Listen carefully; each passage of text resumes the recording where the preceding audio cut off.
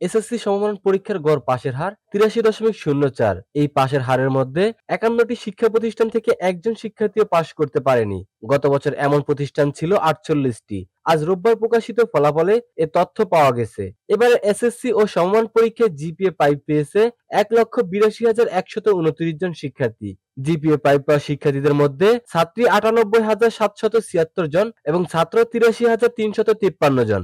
এর আগে আজ সকালে গণভবনে প্রধানমন্ত্রী শেখ হাসিনার হাতে ফলাফলের তথ্য তুলে দেওয়া হয়। সেখানে তিনি ফলাফল প্রকাশ কার্যক্রম উদ্বোধন করেন। বেলা ১১টায় শিক্ষা প্রতিষ্ঠানগুলোর ফলাফল প্রকাশ করা হয়। অনলাইনেও ফলাফল প্রকাশিত হয়েছে। এছাড়া এসএমএস এর মাধ্যমে ফলাফল সংগ্রহ করা যাচ্ছে।